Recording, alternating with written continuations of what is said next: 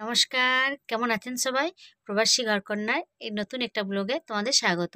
না গো, এটা আমার ইন্ট্রো নয়, এটা হচ্ছে মহুয়া দিদির ইন্ট্রো। যে আমার ইউটিউব জগতের আইডল, যাকে দেখে আমি শিখি প্রত্যেকটা জিনিস, প্রত্যেকটা মানে কি বলবো তোমাদেরকে, মানে কোনখানে কি বলে, কোনখানে কি করতে হয় না করে সমস্ত কিছু দিদিভাই থেকে শিখি। এত ভালো লাগে না, ভীষণ ভালো লাগে। দিদিভাই একটা ব্লগ আমি মিস করি না, সমস্ত ব্লগ, শর্টস বা লং সব ভিডিও আমি দেখি। ভালো লাগে, কথা বলার স্টাইলটাই কত সুন্দর, মানুষকে কত সুন্দর করে বোঝায়, যেন মনে হচ্ছে যে একটা গল্প। মানে প্রত্যেকটা ব্লগে যেন একটা করে গল্প থাকে, মানে গল্পটা সে মনোযোগ দিয়ে শুনি। এত সুন্দর গল্প, এত সুন্দর লাগে মানে প্রত্যেকটা জিনিস। কেমন আছো তোমরা? আশা করি সকলে ভালো আছো, আমিও খুব ভালো আছি। লাইফস্টাইলের চিপটা ব্লগে অনেক অনেক ধন্যবাদ। দেখো, আজকে মায়ের এখনো ঠাকুরের পুজো হয়নি, মানে আর গোপাল তো এখনো শয়নি আছে, ওঠেইনি। আর এদিকে আমি দেখো বাঁধাকপি সেদ্ধ করতে দিয়েছি, মানে কেটেছি, কেটে সেদ্ধ করলাম। শুধু যদি রান্না করি না, সেদ্ধটা কম হচ্ছে, ওই জন্য আমি সেদ্ধ করলাম, একবার ভাপিয়ে নিলাম। ভাপিয়ে আমি একটা পেঁচেতে জলটা ছাঁকতে দিয়েছি, মানে ঢেলে দিলাম, জলটা ছেঁকে যাবে, তারপর ইয়ে করবো। আর মশলাটা বাটিয়ে নিয়ে গিয়ে, মশলা বলতে আদা বাটা লঙ্কা বাটা করবো, কেন পেঁয়াজ রসুন তো দেবো না। আর দেখো এই লক্ষ্মী বইটা মা পড়েছে বৃহস্পতিবারে, দিয়ে মা এখানটায় রেখেছে, মা বইয়ের জায়গায় রাখেনি, আমি তুলে দিই বইয়ের জায়গাতে। বইয়ের জায়গাতে এটা মায়ের সব বই, এগুলো হচ্ছে মায়ের বইয়ের কালেকশন। এখানে কিন্তু সমস্ত বই মায়ের আছে, সব রামায়ণ, মহাভারত, চৈতন্য চরণামৃত্যু, গীতা, তারপর শ্রীকৃষ্ণের অষ্টশতনাম, ভোলে বাবার অষ্টশতনাম, মানে সমস্ত লক্ষ্মীর পাঁচালী, মানে সমস্ত সমস্ত বই মায়ের আছে। একাদশী দিন যেমন মা 16 অধ্যায় করে পড়ে, গীতা পাঠটা করে 16 অধ্যায়, তারপরে চৈতন্য চরণামৃত্যু পড়ে, অনেক কিছু। মায়ের এই বই পড়ার নেশা খুব, ওই জন্য কালেকশানগুলো যখন যায় কোথাও একটা করে বই নিয়ে আসি।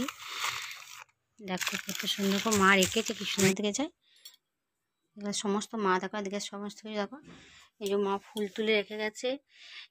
এই যে কম্প্রেসার চালানো হলো, তখন মা জলটা ধরে রাখলো, বাসনগুলো সব ধুয়ে রেখেছে। মা আসবে, এসে মা একজন আগে মনসা ঠাকুর আছে, সে মনসা ওদের বাড়িতে গেছে। ওদের যেহেতু মানে কি জেঠা নাকি মারা গেছে, তো দিয়ে ওদের ঘরে বড় ছুতে পাবে না, ওই জন্য মা ওদের ঘরে 15 দিনের মতন মা ওদের ঘরে ওই মনসার মানে ঠাকুর পাঠটা করে দিয়ে আসছে, ফুল তোলা তারপর এসব করে দিয়ে আসছে। ওই জন্য সকালেটা মা স্নান করে মা ওদের বাড়িতে চলে যায়, ফুল তুলে নিয়ে তারপর ওখান থেকে মা সমস্ত কিছু জোগাড় করে মা বাড়ি আসে। 15 দিন করবে, তারপর হয়তো না 1 মাস করবে, বলতে পারছি না। 1 মাস না করলে তো আবার মন্দিরে উঠতে নেই, ওই জন্য। তাহলে চলো বন্ধুরা, আমি রান্নাটা করি, তারপর সোনাইকে নিয়ে আবার বাজার যাব। চলো, কপিটা সেদ্ধ করে রেখেছি, আর এদিকে আলু আছে, আলু এদিকে কেটেছি। এটা আলুটা কাটা হয়েছে, এই আলুটা এটা বাঁধাকপিতে দেবো। আর এই দুটো কলা আছে, ভাবছি এই দুটো সেদ্ধ করি, একটা আলু সেদ্ধ করে নিই, এই দুটো দিয়ে একটা কী বলে কলার কোপ্তা, ছোটো কটা পাতা হবে, ছোটো ছোটো গুলি করবো, তাহলে হবে। নিরামিষ করে করবো একটুখানি। তাহলে চলো রান্নাটা করি। আর রান্নাটা করা তোমাদের সাথে শেয়ার করবো না, কেননা রান্না আর শেয়ার একসঙ্গে দুটো করতে গেলে না হবে না আমার, যেহেতু বাজার যাবো একটু তাড়াতাড়ি আছে। আর এক নাগাড়ে রান্নাটা করে নিলে কি বলো তো, আমার সময়টা লাগে না। পুরো আমার ঘরে মেঝেতেও আছে, খাটটি ডাবগুলো তো পুরোটাই দেখো, এখনো মশারি, সোনাই তো ঘুমাচ্ছে এখনো, ওঠেনি।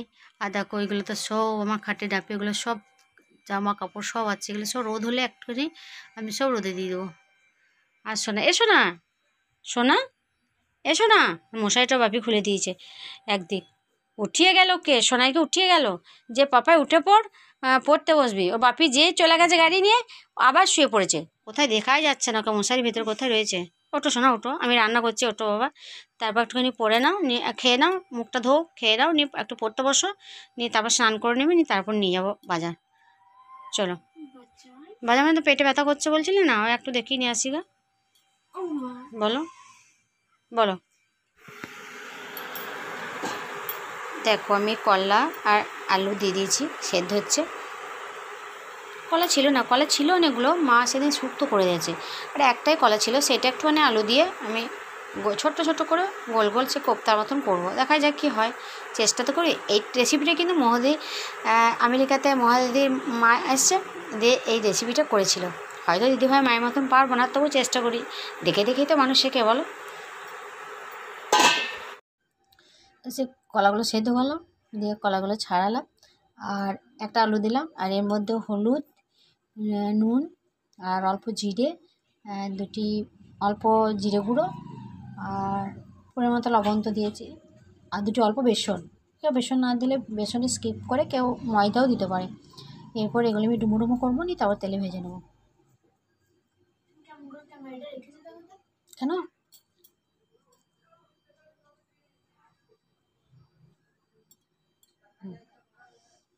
এই শেপে করে নেবো সব কটা, ছোটো করলেও হবে, কিন্তু আমি এইরকম করবো। তারপর দেখো ওই যে গোল গোল তৈরি করছিলাম, বোলগুলা তৈরি হয়ে গেল, নিয়ে তারপর কড়াইটা চাপালাম, কড়াইয়ের মধ্যে তেল দিলাম, তেলটা গরম হয়ে যাওয়ার পর আমি এগুলো ভেজে নিচ্ছি। আর জানো তো এই ভাজাটা বেশি টেস্ট লাগছিলো খেতে, আর এত সুন্দর হয়েছিল, তুলোর মতো নরম হয়েছিল খেতে। তাই ভাজা মানে ভাজছিলাম, আর সোনাই তো খাচ্ছিল, ও ঠামকেও দিচ্ছিলাম, আর আমিও নিচ্ছিলাম। আর তরকারি করিনি, আর বাপির জন্য রেখে দিয়েছি। ও বাপি যখন আসবে ডিউটি থেকে তখন এক বাটি গরম করে দেবো, নিয়ে দেবো। আর কি সুন্দর হয়েছে দেখো, দেখতে দারুণ লাগছিলো, আর এত নরম হয়েছিল না বন্ধুরা, কি বলবো। আর এই রেসিপিটা পুরোটা শিখেছি প্রবাসী ঘরকন্যা মহুয়া দিদিভাইয়ের মায়ের কাছ থেকে।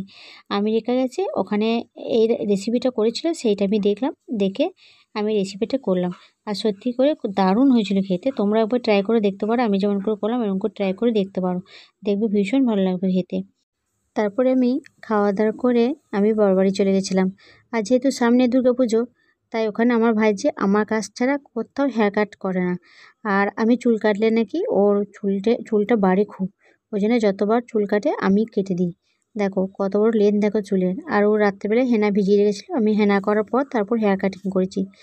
তাহলে ভিডিওটা আজকে এই পর্যন্ত। ভালো লাগলে অবশ্যই লাইক কমেন্ট করবে, সবাই পাশে থাকবে। দেখা হচ্ছে আবার পরের ভিডিওতে। সবাই ভালো থাকবে, সুস্থ থাকবে।